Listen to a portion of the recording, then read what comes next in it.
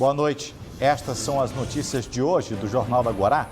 8 em cada 10 afastamentos de servidores públicos municipais são de professores vítimas de assédio, agressões e violência psicológica no ambiente escolar.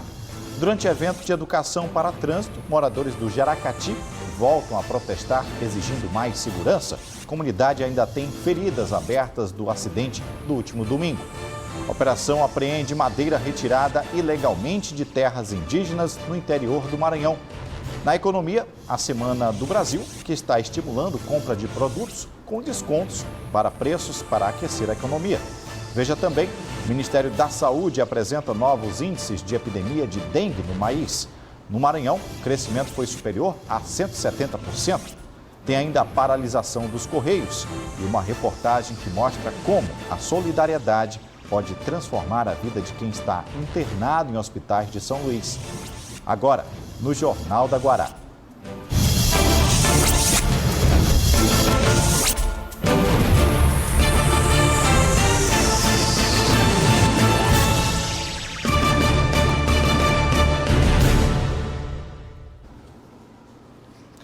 Ontem nós mostramos aqui no Jornal da Guará indicadores da violência divulgados pelo Anuário da Segurança Pública. Hoje fomos ouvir especialistas, estudiosos, ajudam a explicar como os números da violência, especialmente em relação aos homicídios dolosos, traduzem a realidade do Estado e sua posição no cenário de violência do país. De acordo com o Anuário de Segurança Pública divulgado nesta terça-feira pelo Fórum Brasileiro de Segurança Pública, aqui no Maranhão a queda foi de pouco mais de 14% no índice de mortes violentas nos últimos 3 anos. O levantamento revelou que em 2015 foram registradas 2.280 ocorrências dessa modalidade de crime, 122 a mais do que no ano anterior, que registrou 2.158 casos. Já em 2016, foram 2.342, 2017, 2.058 e 1.776 em 2018. Pois é, o próprio anuário, ele deixa claro que algumas hipóteses sustentam a redução desses fatos, mas que são hipóteses, não são dados definitivos. Um deles é a acomodação das facções. Esse processo de acomodação se caracteriza, em primeiro lugar, pela redução dos conflitos dentro dos presídios e também pela criação de uma série de estratégias de autorregulação dessas facções, como, por exemplo, o controle da criminalidade, tanto dentro do sistema prisional quanto fora. Aqui na capital, o número de homicídios em 2017 chegou a 403 casos. Já em 2018, foram 256, uma diminuição de aproximadamente 36%. Em relação a mortes violentas intencionais, que é a soma de homicídios dolosos, latrocínios e lesões corporais seguidas de morte, os números em São Luís são 473 em 2017 e 297 em 2018. Uma diminuição de aproximadamente 38%. Isso, assim, o crime de homicídio, em primeiro lugar, é bom se falar, o crime de homicídio é um crime de difícil elucidação, né? São crimes complexos que demandam tempo, demandam abnegação do investigador e que, por muitas vezes, às vezes, a gente até demora a dar resposta à sociedade em alguns casos, né? Mas, assim, depois da criação da SHPP, com a especialidade de investigação de homicídio a cargo dessa superintendência, eu acho que está colaborando bastante com a redução dos homicídios. Ainda está muito vivo na memória dos moradores do Jaracati o acidente que aconteceu no domingo e que matou 4 pessoas após um motorista com sintomas de embriaguez ter perdido o controle e atingido pessoas que estavam em uma comemoração. Hoje, os moradores daquela área do Jaracati aproveitaram uma ação educativa no trânsito para fazer um novo protesto cobrando medidas efetivas de segurança. A reportagem é de Bel Soares. Era uma ação pela educação no trânsito, mas os moradores do Jaracati aproveitaram para cobrar respostas. Eles querem a construção da mureta de proteção, querem evitar outros acidentes como o que aconteceu no domingo. A SMTT fala em prazos. precisa só de algum tempo para que a gente possa fazer o levantamento junto com a CEMOSP e os órgãos competentes para poder fazer ou a muralha que eles estão solicitando ou outras ações, outras intervenções que venham melhorar a condição do tráfego nesta avenida. A comunidade diz que vai cobrar. A mureta de proteção, ele nos prometeu, disse que iniciaria a obra com 30 dias. Então, é como eu disse, comunidade, os fiscais da lei somos nós. Não adianta nós aguardar sentar de casa, porque nós não vamos fazer isso, não. A Avenida Carlos Cunha é uma das principais de São Luís. O protesto que os moradores do Jaracati fizeram ontem deu um nó na cidade. Quem estuda o trânsito aponta problemas. O grande rio que está bem ali, que está no trecho reto, aonde ele devia estar, no trecho curvo. Então tem que existir uma proteção segura, bem dimensionada, porque só isso aí não resolve o grande impacto. A distância entre as faixas de pedestre é um outro problema por aqui. Você tem uma pista de atravessar ali perto do sinal. A comunidade mora ou de um lado ou de outro aqui de frente. E você vai ter outra via de atravessar em frente ao shopping. Quer dizer, fica um espaço muito grande numa hora de pico. A comunidade do Jaracati está neste local há 50 anos. E gente que mora aqui há mais de 30 nos contou que depois da última mudança na Avenida Carlos Cunha, lá em 2017, esta é a 4ª vez que um carro cai aqui na Rua 1. Ocorre que dessa vez foi tudo muito mais grave. 4 pessoas morreram. Queremos também que o Canidé Barro tenha piedade e veja esse retorno que ele fez, que nós questionamos muito ontem, esse retorno bem aqui. Será que o engenheiro que fez essa planta, ele não viu que o retorno, ele jogou os carros para cima da comunidade? Seu Canidé, aceita a nossa reivindicação, por favor. Tira esse retorno daqui, está prejudicando a comunidade. E o engenheiro reforça isso. Precisa ser readequada, um novo estudo, uma nova readequação em caso de urgência. Porque isso não é a primeira vez. De um lado já morreu uma criança, agora morre uma porção de gente do outro lado. Por falta de quê? Vamos ver, a cidade está crescendo, os problemas estão crescendo, mas as soluções estão lentas. Um dos casos de morte ali ocasionadas pelo trânsito foi do pequeno Juan. Há 6 meses a família convive com a dor e o sofrimento pela perda do garoto.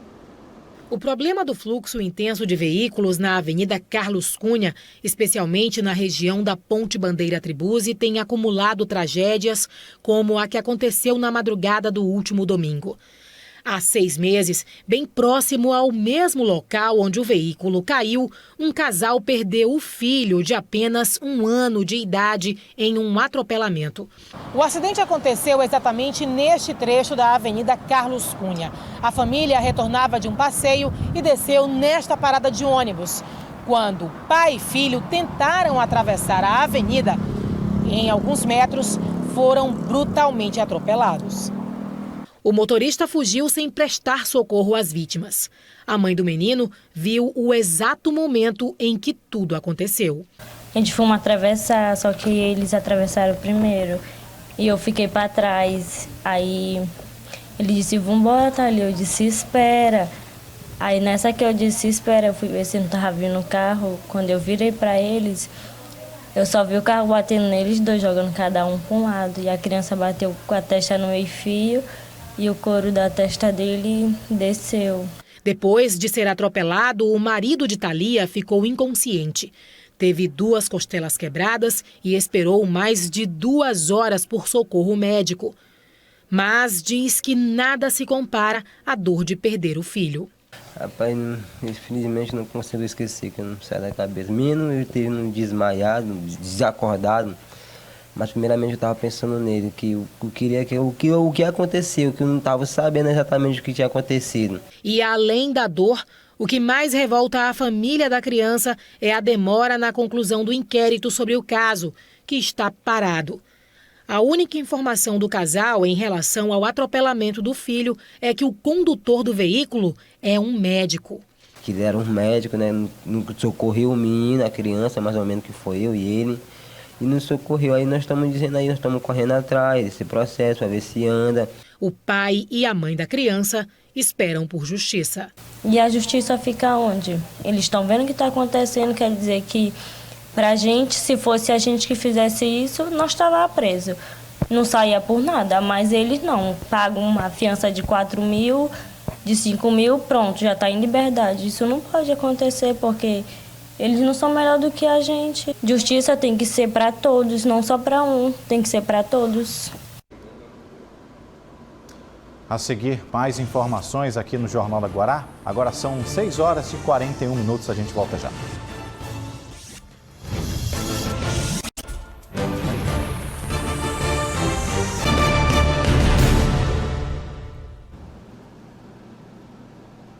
A reportagem que abre este bloco é uma denúncia que ilustra bem o retrato da educação no Brasil. Desvalorizados, com salários baixos para a atividade que desempenham, os educadores muitas vezes são confrontados com a realidade que ultrapassa os muros escolares, de violência. E o reflexo disso está no número de afastamento de docentes da sala de aula para tratar de problemas psicológicos. Em São Luís, de cada 10 afastamentos de profissionais, 8 são professores.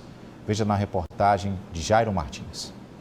Os relatos são de uma professora que, após 34 anos dedicados à arte de ensinar, teve que procurar ajuda psicológica. Eu acho que fui a primeira a ser atendida aqui pela Débora, psicóloga, e estou com ela até hoje, e é isso que está me fortalecendo, é esse atendimento, está me ajudando bastante. Às vezes eu sentia raiva, angústia, eu sou muito ansiosa, né? Acúmulo de serviço, porque a gestora ela sempre se afastava da escola e me deixava fazendo o serviço dela e o meu ao mesmo tempo. De acordo com a Organização Mundial da Saúde, hoje no Brasil existem mais de 11 milhões de pessoas com depressão. Isso representa cerca de 6% da população. Grande parte desses casos tem relação direta com o trabalho que essas pessoas realizam. Aqui no Sindicato dos Professores do município, no Sindeducação, o setor psicológico, do começo do ano até agora, realizou mais de 80 atendimentos de professores e dependentes.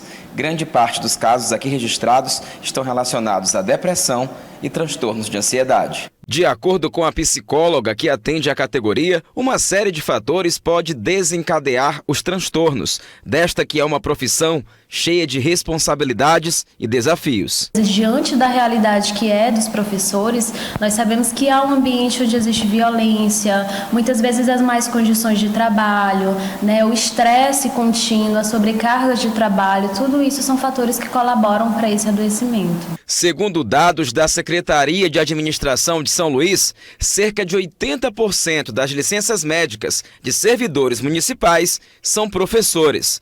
Profissionais que muitas vezes não conseguem buscar ajuda por uma série de fatores. Quem já faz o tratamento consegue ver os resultados positivos. Eu me sinto mais calma, eu consigo já resolver, eu consigo falar, que eu não conseguia, eu emudecia, me dava vontade de chorar. Hoje não, isso não acontece mais. Eu já falo, eu penso sempre antes de falar, para não me arrepender depois do que eu vou dizer. E estou conseguindo resolver os problemas, até em sala de aula mesmo, quando as crianças estão super agitadas.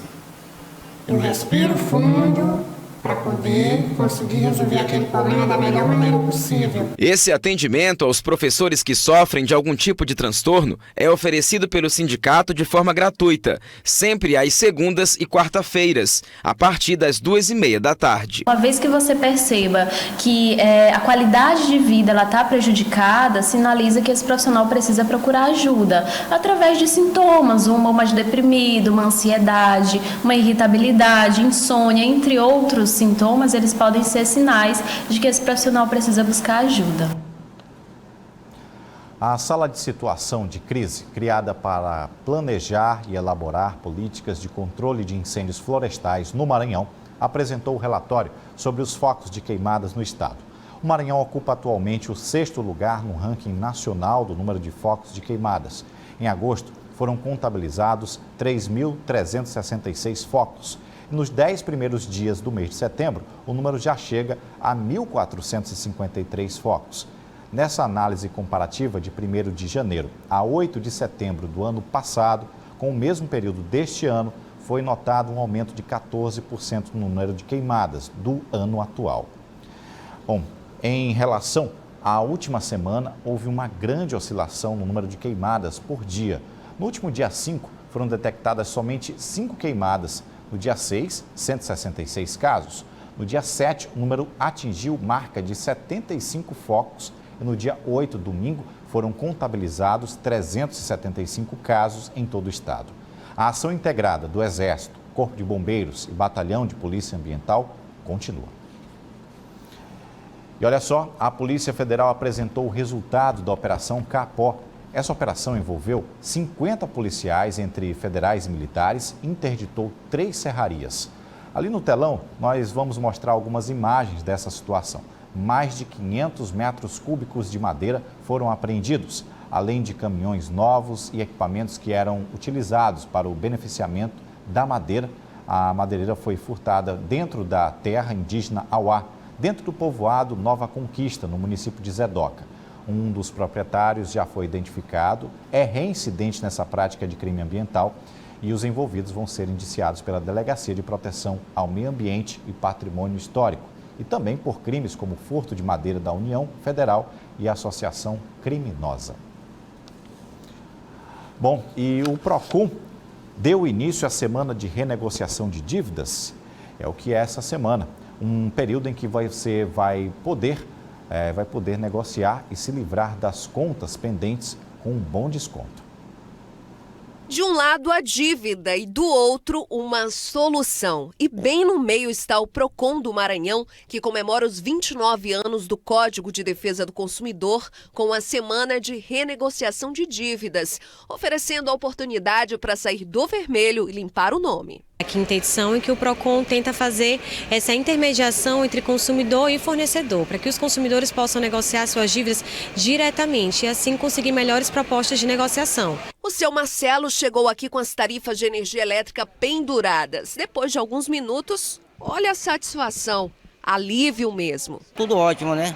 Deu tudo certo, graças a Deus. A importância de criar um espaço de mediação de dívida, para que se possa reduzir o custo da dívida e, com isso, beneficiar as famílias e as empresas que precisam continuar funcionando e as famílias precisam continuar tendo acesso a esses bens e serviços. São 20 empresas de diversos segmentos, como instituições de ensino superior, bancos, telefonia, fornecedoras de energia elétrica. A semana de renegociação de dívidas segue até sábado na unidade Viva do PROCON do Shopping da Ilha. O atendimento começa às 10 horas da manhã e vai até às 8 da noite. Se você pagou suas contas, já pode se endividar de novo, viu? Bom, a Semana do Brasil começou com ofertas em vários segmentos, você vai ver os detalhes a seguir. E ainda nesta edição, um projeto que auxilia na alfabetização de quem veio do interior fazer tratamento de saúde aqui na capital. Agora são 6 horas e 53 minutos.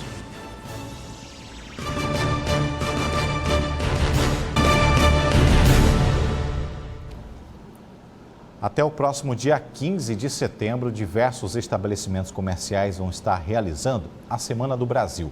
Você já ouviu falar?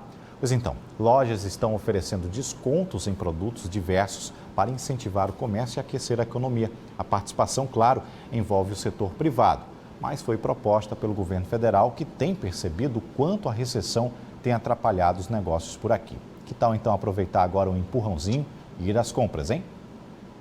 Essa loja apostou no visual para dar destaque aos produtos promocionais da campanha nacional Semana Brasil. Produtos que vieram para esse evento em especial. Nós temos as nossas rasteiras de R$ 29,99, R$ 49,99. Então tudo isso é para atrair os nossos clientes. Nesse shopping da capital, 80% dos lojistas aderiram à campanha nacional e eles foram estimulados a fazer uma decoração nas cores da nossa Black Friday brasileira, o verde e amarelo, dessa campanha nacional de descontos, que é a Semana do Brasil, que vai até o próximo dia 15. A gente está aí seguindo a campanha, né, nacionalmente, voltada para que esse mês de setembro a gente consiga alavancar as vendas, aquecer o varejo, os lojistas utilizem os estoques que estão parados para promover descontos e o consumidor também saia ganhando no final, né, com grandes promoções. A Semana Brasil visa aquecer a indústria e o comércio brasileiro no mês de setembro, que historicamente tem baixo desempenho. Segundo o governo federal, os descontos podem chegar a 80%. Nesta outra loja, os produtos que entraram na promoção também ganharam as cores da campanha, com a plaquinha verde e amarela. E a expectativa é aumentar em 15% as vendas. A gente também trabalha com produtos com valores que estão bem mais hoje acessíveis que, por exemplo, há 2 meses atrás. A Solange veio em busca de um presente para um aniversário e, quando chegou, adorou ver as promoções, até para se presentear. Então, a minha expectativa é boa de encontrar promoções aqui. Importante, né? Eu acho super importante atrair o público com promoção, já que a gente tem vivido dias não muito fáceis, né? O dinheiro não está circulando bem legal. Olha, não custa lembrar que o governo deve enviar uma proposta de criação da contribuição sobre pagamentos para desonerar gradualmente a folha. A proposta lembra a CPMF. A ideia é que a alíquota do novo tributo será de 0,20% no débito e crédito financeiro e de 0,40% no saque e depósito em dinheiro. E ainda falando em consumo, quem visita o centro histórico, que muitas calçadas na cidade estão sendo ocupadas irregularmente por proprietários de estabelecimentos em uma espécie de puxadinho. Não cabe do lado de dentro, estende o atendimento para as calçadas. Em vários locais é possível flagrar essa situação. De olho nas belezas arquitetônicas e também por onde está passando. O percurso é interrompido por mesas, cadeiras e até materiais que os lojistas colocam nas calçadas. É assim no centro histórico. Neste trecho, próximo à Câmara de Vereadores, as barracas deixaram apenas centímetros para os pedestres. No restaurante, durante o dia, a parte externa, que é uma área pública, está ocupada. Imagens que comprovam a desobediência à lei municipal de muros e calçadas. Primeiramente, procurar o órgão público responsável por essa fiscalização, que no caso é a Centur, Secretaria de Terra e Urbanismo, para fazer essa notificação ao proprietário ou possuidor daquele imóvel que esteja dentro da metragem, trazendo a irregularidade, certo?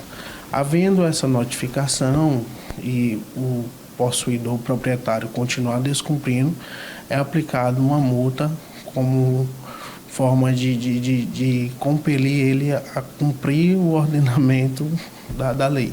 Legislação ignorada também no mercado central. Barracas foram montadas bem no espaço dedicado ao pedestre que, sem alternativa, continua a caminhada pela rua, dividindo o mesmo espaço com os carros. Os problemas podem ser denunciados. A calçada, de modo algum, ela pode trazer obstáculo ou empecilho que venha impedir a circulação do pedestre. Correto? Então, aquela calçada que, porventura, algumas lojas colocam produtos comerciais que impede o pedestre de transitar, por óbvio, ali ela já está irregular. O proprietário está agindo de modo irregular, fazendo uso da calçada. A calçada ela é uso público, ela é de uso público. Então, não deve ter nenhum obstáculo, obstrução. A lei é bem clara em trazer isso, que não pode não pode acontecer qualquer que seja o impedimento de transição do pedestre, tá certo? Então, a calçada ela deve ficar livre para que ocorra o trânsito das pessoas, porque é de uso comum. O descumprimento prevê também penalidades. O proprietário da casa ou estabelecimento comercial pode ser multado no valor de R$ 25 por metro linear da propriedade que está irregular. Nós procuramos a Blitz Urbana para falar sobre a fiscalização nesses locais e a retirada dos que estavam ocupando postos ilegalmente, mas até o fechamento da edição não tivemos retorno. Em instantes, aqui no Jornal da Guará, a Corrida do Bem, o projeto que mostra como transformar para melhor a vida de quem está internado em hospitais de São Luís, auxiliando até na alfabetização. Agora são 7h04.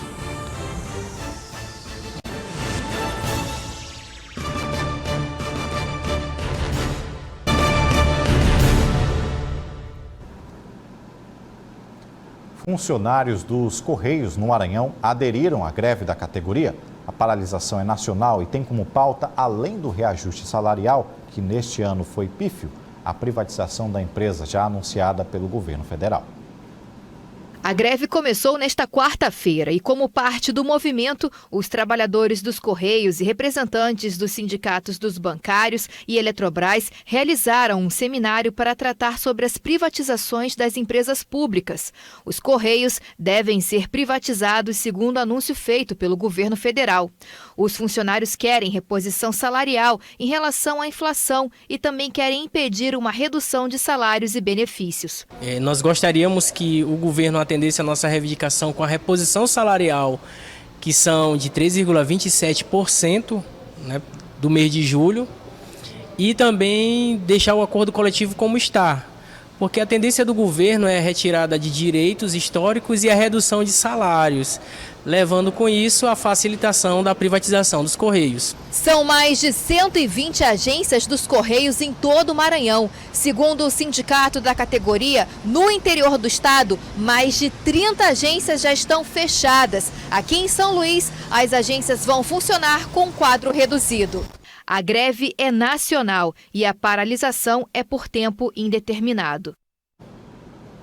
O Ministério da Saúde divulgou hoje um relatório assustador sobre o avanço da dengue no país. O Aedes aegypti é responsável pela infestação da doença em todo o território nacional. Olha, pois bem, segundo o órgão, a incidência de dengue no Brasil aumentou 600% em comparação com o ano de 2018. Foram 1.439.471 casos. A média calculada é de mais de 6 mil casos por dia. No Maranhão, os dados apontam que no ano passado foram 1.869 casos da doença notificados. Neste ano, o saldo foi de 170,1%, representado aí por 5.048 casos. 5 mortes foram confirmadas este ano de 2019. Acessando o portal guará.com, você tem um relatório completo dos casos no Maranhão. Olha, e a reportagem que encerra a edição de hoje do Jornal do Guará vai mostrar como a solidariedade pode ajudar a transformar a vida de quem está em tratamento para a saúde. Essa transformação começa com um ato simples, ler e escrever. A reportagem é de Bianca Nogueira. 109 quilômetros separam seu Hinaldo do aparelho de hemodiálise. É a distância que ele percorre há 18 anos, desde que descobriu a insuficiência renal, pelo menos 3 vezes por semana, quando sai de Icatu, interior do estado, em direção à capital para tratamento no Hospital Universitário da UFMA. Chegou aqui sem saber ler e escrever.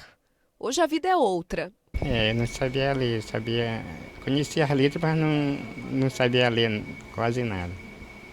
Aí depois comecei a estudar, melhorou. A mudança, a Declaração de Independência veio com um projeto pioneiro no Brasil, o Classe Hospitalar ABC Nefro, uma parceria entre o Hospital Universitário e a Secretaria Municipal de Educação. O único pré-requisito é estar matriculado em uma escola da rede e pronto. O tempo passa até mais rápido, afinal são 4 horas nesse tratamento. Esse é um projeto que tem uma importância muito grande para esses pacientes, porque ele consegue tirar o paciente de uma condição de analfabetismo ou analfabetismo funcional, faz com que ele seja protagonista, passe para a função, se posicionar como protagonista do seu tratamento. Então o paciente ele consegue ler uma receita, ele consegue ler um folder informativo dado pela equipe multidisciplinar, ele consegue ter um controle maior do seu tratamento. É isso. Em vez do quadro e as carteiras organizadas em filas, aqui os alunos estão em poltronas, filtrando sangue neste aparelho e recebendo hormônios que os rins deixaram ou produzem em quantidade insuficiente. Aqui, a professora ensina e aprende a lição. Assim que eu cheguei, eu até passei mal, né? Não me senti muito bem, que é uma realidade que a gente não vivencia, mas hoje eu já estou, posso dizer, acostumada, né, entre aspas, né? E percebo que o que me gratifica é que eles estão evoluindo cada dia nessa área da educação, para ajudar no seu desenvolvimento, na sua medicação, conhecer a sua doença. O projeto chega também aos pacientes pediátricos. E dia de aula já sabe, a Janete até incrementa o visual. Minha mãe e minha tia me maquiam aqui. Por que você gosta assim de se maquiar toda? Como você se sente maquiada? Bonita. Eu gosto, eu sou vaidosa. Olha a Nayeli mostrando que aprendeu a escrever. Mesmo com as aulas aqui durante o tratamento, ela continua indo para a escola e já tem planos para o futuro. Médica ou enfermeira. Por quê? Porque eu queria ajudar as crianças que nem eles me ajudam. Outras notícias no portal Guará.com. O Jornal da Guará termina aqui. Você fica agora com os analistas que entrevista o jornalista Emílio Azevedo. O JG volta amanhã às 6h30. Uma boa noite a todos. Até lá. TV Guará, seu canal com o Maranhão.